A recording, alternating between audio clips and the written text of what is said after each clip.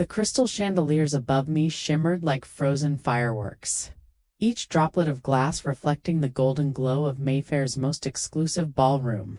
Waiters in white gloves glided silently across the marble floor, carrying silver trays of champagne flutes that clinked gently whenever a new toast was made. It should have been a perfect evening. My son's engagement party, a celebration of love and family. Instead, it became the night the mask slipped, and the world finally glimpsed who I really was. I'll never forget the sound of her voice, smooth as velvet. "Sharp as a blade, isn't it sweet?" Cassandra said loudly enough for the crowd to hear. That Alexander's mother has managed to keep her dignity all these years. After all, teaching art history is such humble work. There was laughter, polite, muffled, but unmistakable. Heads turned toward me, their eyes filled with amusement, pity, curiosity. I smiled, of course.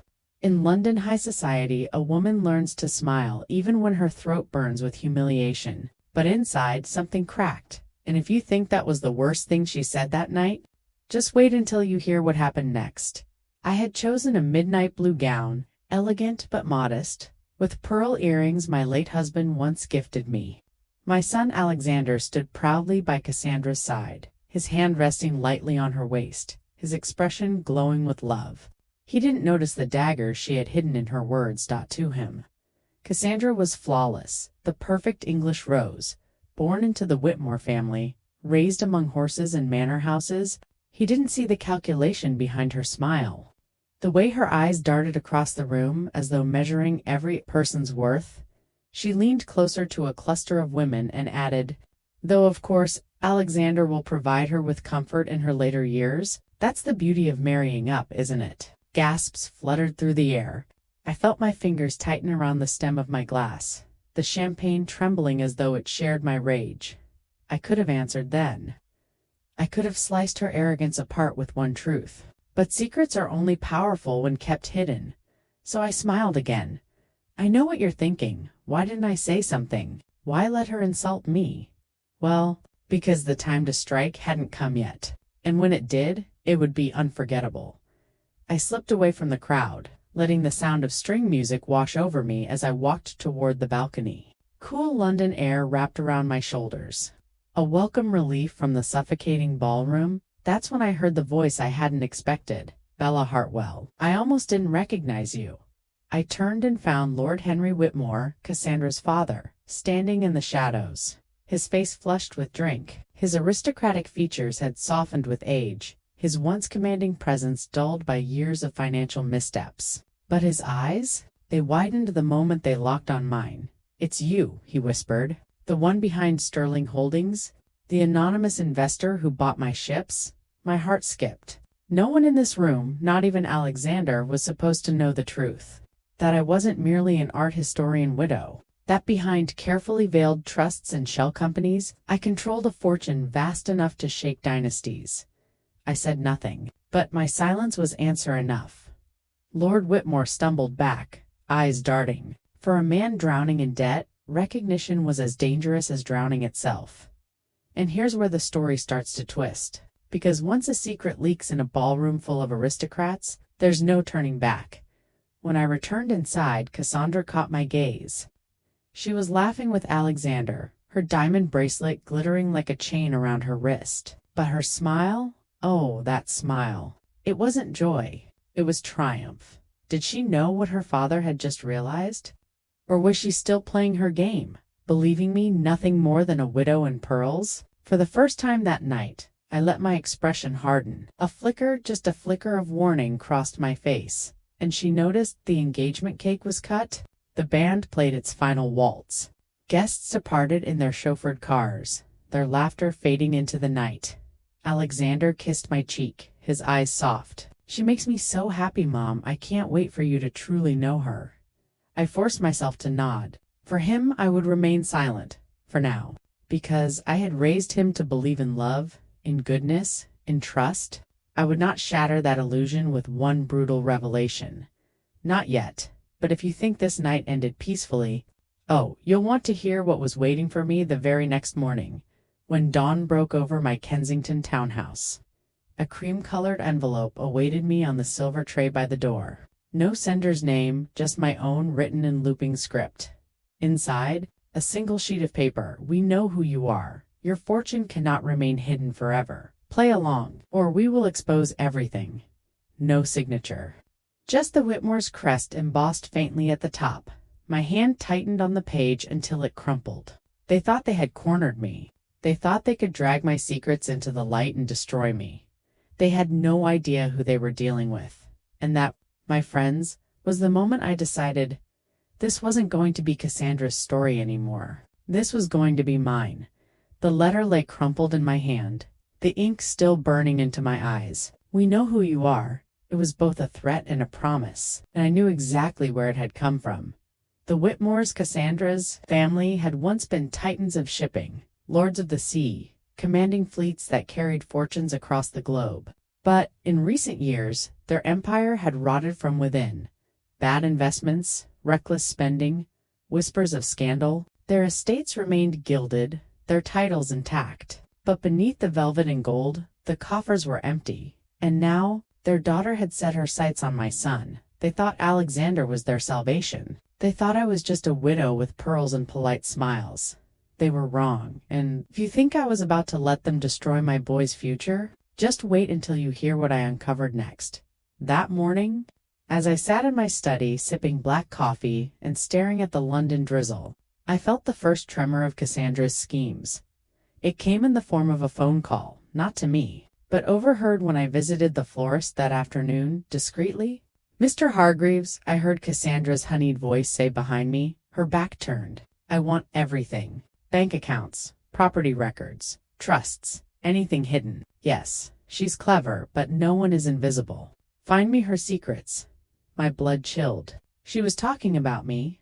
I lingered by the roses, pretending to examine their petals. She didn't notice. Her laugh was soft, calculated.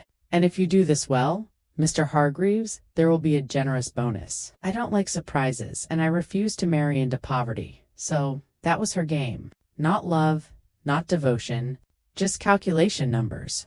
Power. And here's the part where you might start to wonder, why didn't I confront her right there in the shop? Well, because sometimes it's better to let your enemy believe you're blind. It makes the strike so much more satisfying that evening. As I walked back into the quiet of my townhouse, I poured myself a glass of Bordeaux and allowed the past to wash over me. Most people believed I had lived modestly after my husband's death, an art historian, content to lecture in galleries and write small essays for magazines. They saw me as fragile, preserved, untouched by the storms of wealth and ambition. But the truth was far more complicated. After Henry Hartwell died, I discovered he had left me more than grief. He left debts. He left enemies. He left a name that once carried weight but had been hollowed by arrogance. And so I began to rebuild. At first it was quiet investments. A painting here, a parcel of land there. I used the skills I had honed cataloging centuries-old art, an eye for value hidden beneath dust, a sense for what time would make priceless. Then came larger plays. Tech startups in their infancy, a shipping line ready to collapse, bought at a fraction of its worth. I learned to mask my holdings behind layers of companies and trusts, each one more impenetrable than the last dot. No one knew the scale of it, not even Alexander. He thought we lived comfortably, nothing more, and I let him believe it. Because wealth is power, and power is dangerous when flaunted. 3 nights after the engagement party, I attended a private charity dinner at the Ivy, one of London's most discreet haunts for the powerful. I had been invited by an old friend, or so I thought when I arrived.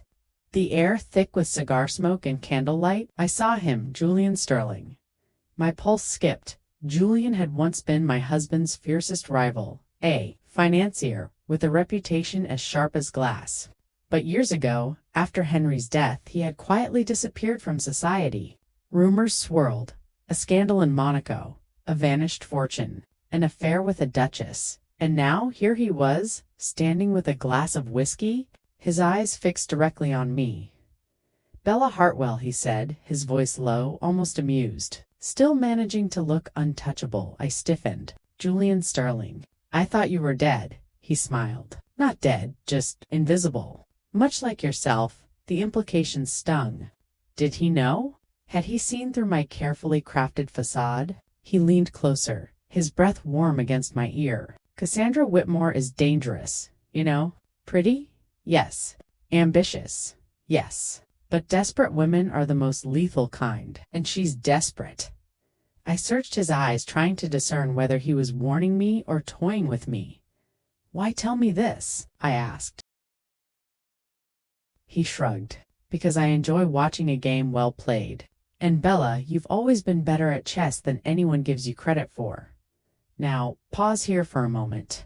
If you think Julian's sudden reappearance was coincidence, you're wrong. It was the first domino in a chain of events that would either destroy me or set me free.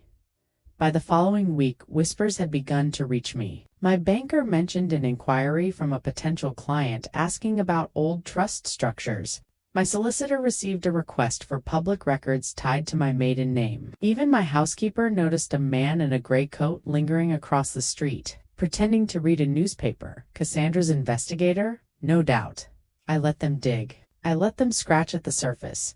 Because beneath the layers, my empire was buried deep. Too deep for amateurs to uncover. But still, the intrusion unsettled me. One evening as Alexander and Cassandra dined with me, she glanced around my townhouse with feigned innocence. So charming. Mrs. Hartwell, she said, her hand resting lightly on Alexander's arm.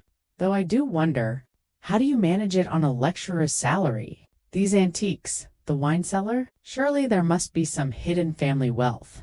Alexander chuckled, oblivious. Mum's always been good with money. She stretches every pound like a magician. Cassandra smiled, but her eyes stayed fixed on me.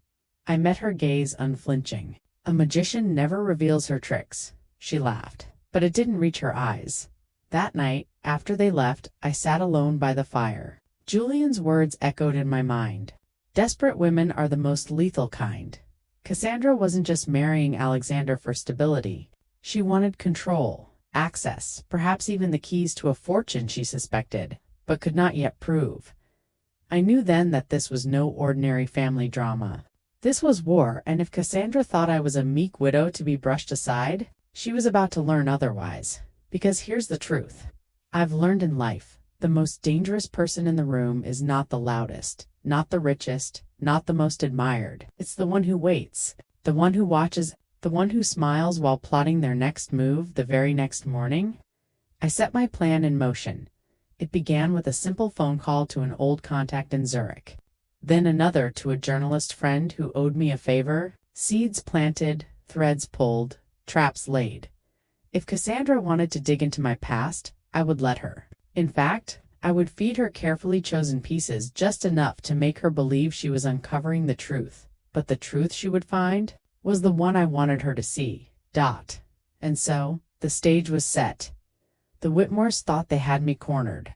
Cassandra believed she was on the verge of victory. But what none of them realized was this. I had spent decades building not just wealth, but patience. I had survived betrayal before. I had been underestimated before, and I had learned that the sweetest revenge is not swift. It is meticulous, calculated, inevitable. And if you're leaning forward now, wondering what my first real strike would be, don't worry, you're about to find out. The first trap I set was so simple, so subtle, that Cassandra thought it was her victory.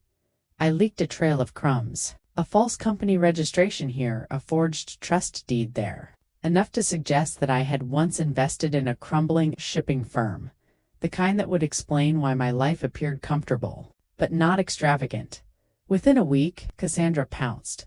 I found it tucked into the glove compartment of Alexander's car. Left there deliberately. As though she wanted me to stumble upon it, the report detailed my supposed financial history. Small investments, a modest inheritance, nothing scandalous, nothing powerful, but enough to make Cassandra smirk when she thought no one was watching. "Darling," I overheard her say to Alexander as they left my house one evening, "your mother is clever, but not as clever as she believes. She's comfortable, yes, but she isn't untouchable." She believed she had uncovered my truth. But the truth she held was the one I had written for her, and here's the lesson. My friends, sometimes the best way to protect a secret is to offer a smaller one in its place. Give them something to hold and they'll never look deeper. It was raining the night Julian appeared at my door. He wore a charcoal suit, damp at the shoulders, and his expression carried that infuriating blend of arrogance and charm. "May I come in?" he asked, though he was already stepping across the threshold. I poured him whiskey, and we sat in my library, the firelight painting his features in amber and shadow. "You've been busy," he said, feeding Cassandra just enough to keep her entertained. "Clever, but dangerous." I raised an eyebrow. "And why does it concern you, Julian?" He leaned closer. "Because I know their desperation isn't just financial, it's survival. If Cassandra doesn't secure Alexander, her family loses everything. And desperate people, Bella, they don't fight fair." His words carried a warning, but beneath it, something else. Admiration, or was it amusement, watching me dance on the edge of discovery? "You're enjoying this?" I accused. "Of course," he said softly. "Two queens circling each other across the chessboard, it's the most thrilling game in town." Our eyes locked, the air between us thick with old rivalry and unspoken tension. For a fleeting moment I wondered what might have been had life taken different turns. Had my husband not stood between us, but the moment passed. And here's the part where some of you might wonder. Could I trust Julian? The answer, as you'll see, is far more complicated than yes or no. 2 weeks later, I received another envelope. This time, it was not a threat. It was an invitation. The Whitmores were hosting a private dinner at their countryside estate. A gathering of family, they called it. I knew what it really was. A test. So I went. The estate was crumbling behind its facade of grandeur. Cracks in the marble, dust on the chandeliers, silver polished to hide the tarnish. But Cassandra swept through the halls like a queen, her gown trailing behind her. Her smile fixed like porcelain at dinner. She raised her glass to family. She said, "Old and new." Her eyes met mine across the candlelit table. Then, with calculated sweetness, she asked, "Tell us, Mrs. Hartwell, do you ever worry that secrets from the past might one day return to haunt us?" The table chuckled politely. Alexander smiled, oblivious. But I saw the gleam in her eyes. This was no casual remark. This was a challenge. I sipped my wine and replied evenly, "My dear, the only people haunted by the past are those who fear it. I sleep quite well." Her smile faltered just for a second. After dinner, as the men retreated to the study and Cassandra lingered with the ladies, I slipped into the gardens for air. The moonlight cast silver over the hedges, the air scented with roses and damp earth. Julian was there. Of course he was. "You handled her well," he said quietly. "But she won't stop. Cassandra doesn't believe in surrender." I turned to him. "And you? Why are you always here? Watching, commenting like a ghost at my shoulder?" He smiled faintly. "Because I've played this game before, and because I'd rather see you win it than her." The way he looked at me then, it was not rivalry, nor amusement. It was something more dangerous. Something that could undo the walls I had built around myself. And if you're wondering whether I let him in, whether I trusted him with even a piece of myself, patience. That answer comes later. It was inevitable. When arrogance grows unchecked, it always tips into recklessness. One evening, Cassandra arrived at my townhouse unannounced. She swept into the parlor as though she owned it, her perfume filling the air with an artificial sweetness. "Let's speak plainly, shall we?" she said, lowering herself onto my velvet sofa. "I know you're hiding something, and I don't intend to spend my life wondering what it is. So here's what will happen.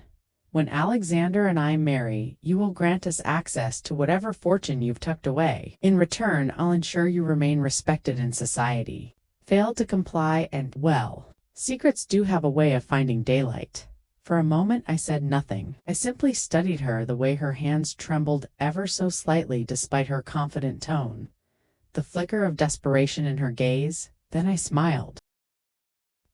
"My dear Cassandra," I said softly, "you mistake me for a woman who negotiates from fear. But let me assure you, daylight has always been my ally." She paled, just for a heartbeat. Then she recovered, laughing lightly as though we were sharing a joke, but I saw it. The crack in her armor. The following week, I invited Cassandra and Alexander to a small gallery opening in Chelsea. Modern art, sharp lines, fractured mirrors, pieces that unsettled more than soothed. Cassandra arrived dripping in diamonds, her laughter echoing too loudly. She thought it was her arena. She thought I had brought her here to flaunt my weakness. Instead, I introduced her to the gallery's new patron, a man she did not recognize, but one who, with a single smile, revealed himself as the very investor who had quietly purchased her family's last remaining estate. Months ago, her face froze. "Oh," I said casually, looping my arm through hers. "Didn't Alexander mention? London is such a small world. Fortunes change hands so quickly." She excused herself moments later, her composure shattered, and here's where the game truly began to turn. Because nothing rattles a Whitmore like losing the illusion of control. As Cassandra flailed, Julian circled closer. He appeared at dinners, at galleries, at society functions, always a few steps behind me. Always watching. One night after a gala at the V&A, he caught me by the arm as I prepared to leave. "Bella," he said, his voice low, urgent. "She's digging deeper. You need to strike soon, before she uncovers something you can't control." I tilted my head. "And what is it you want, Julian? To see me win, or to see me fall?" His eyes softened, just for a second. "Perhaps to see you stop fighting alone." The words lingered in the air, heavier than any threat. I pulled my arm free. "I have always fought alone, and I've always won." But later that night, lying awake in the silence of my townhouse, I couldn't banish the echo of his voice. "And maybe, just maybe, you're starting to wonder too, was Julian truly an ally, or the sharpest blade yet to be turned against me?" Cassandra made her boldest move yet at a charity luncheon. Surrounded by London's finest, she announced with a dazzling smile, "My fiancé's mother is remarkable, isn't she? To raise a son so brilliant, and all while living on, what do you call it, Bella? Academic wages. Truly inspiring." The crowd chuckled, but this time I didn't smile. I placed my champagne flute on the table, the crystal ringing like a bell, and I met her eyes with a calm so sharp it silenced the room. "One learns," I said softly, "that value is not always measured in wages. Some fortunes are measured in silence, until the day they are not." Gasps rippled through the table. Cassandra's smile faltered for the first time. She realized she might not be the hunter, she might be the prey. The envelope was thick, embossed with gold filigree, sealed with wax. Inside, an invitation to the Whitmore's grand masquerade ball. How fitting, I thought. Masks upon masks, the perfect stage for the final act. And yes, dear listeners, when a family as desperate as the Whitmores throws a ball, it isn't about celebration, it's about survival. Keep listening, you'll see exactly what I mean. The ballroom glittered with chandeliers, every guest draped in jewels and satin. Masks hid faces, but not intentions.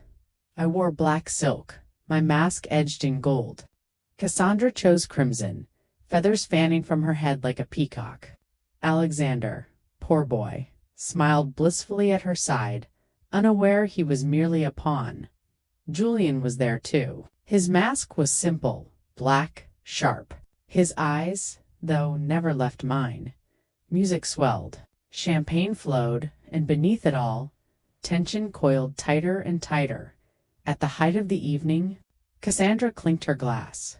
"Friends," she declared, her voice carrying through the hall, "tonight we celebrate love, family, and truth. And in honor of that truth, I have a special announcement." All eyes turned to her. She smiled sweetly, then gestured toward me. "My future mother-in-law has long been admired for her resilience. But some of us know that resilience hides secrets. And tonight, in the spirit of honesty, I believe it is time those secrets came to light." Gasps, murmurs, 100 glittering eyes swung toward me. Alexander frowned. "Cassandra, what are you doing?" But she pressed on. "Bella Hartwell is not what she seems. She hides wealth, fortune, power she has kept from her own son. And I, for one, refuse to enter a marriage built on lies." I let the silence stretch heavy and suffocating. Cassandra's chest rose and fell, her mask slipping just enough to show the desperation beneath. Then, slowly, I rose. "Thank you, Cassandra," I said softly. "For giving me the perfect stage," I motioned, and from the shadows stepped Julian holding a slim leather case. He opened it, revealing documents, contracts, deeds. The truth, or at least the version of truth I wished to reveal. "I have hidden nothing," I continued. "I have simply chosen my moment. For decades I have invested quietly, built discreetly. The companies you see listed here, they are mine. The properties, the trusts, the endowments, mine. Not Whitmore, not borrowed, not begged, earned, alone." A collective gasp swept the ballroom. Alexander's eyes widened, confusion and awe warring on his face. And Cassandra? She went pale, her hand trembling around her glass.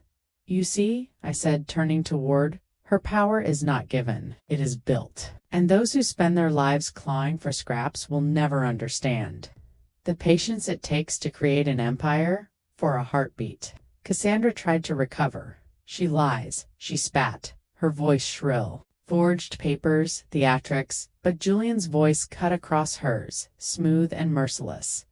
"I verified every line myself, every signature, every seal. Bella Hartwell is precisely what she claims to be."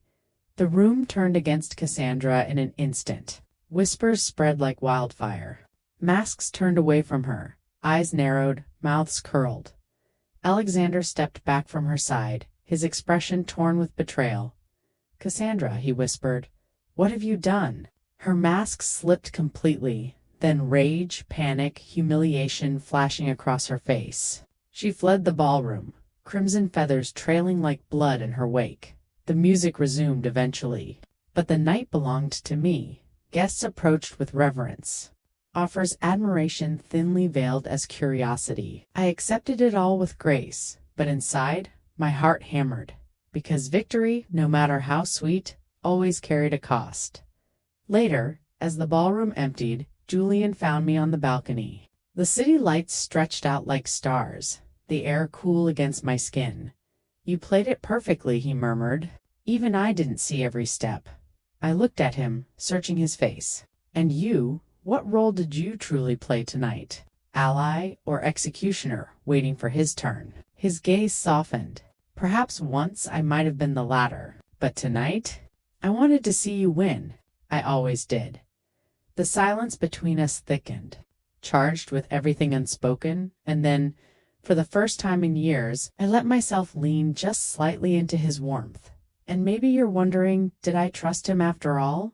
Did I open my heart again? Some questions, my friends, are meant to linger, to keep you guessing, to remind you that even victors carry mysteries. In the weeks that followed, Cassandra's fall was swift. The Whitmores distanced themselves, their fortune crumbling without her marriage to Alexander to anchor them. Rumors spread of debts, of deceit, of desperation. She left London in disgrace. Her name a shadow whispered in drawing rooms, and me. I remained stronger than ever now. As I sit in my library, firelight flickering across the walls, I think back to that night in Mayfair when it all began. The laughter, the mockery, the humiliation, and I smile because they thought I was fragile. They thought I was prey, but I was building an empire in silence. Waiting, watching, and when the moment came, I struck victorious, unbroken, and perhaps, just perhaps ready at last to live not in shadows, but in light. So remember, dear listeners, never underestimate the woman who smiles quietly in the corner, for she may be the one writing the final chapter of the story.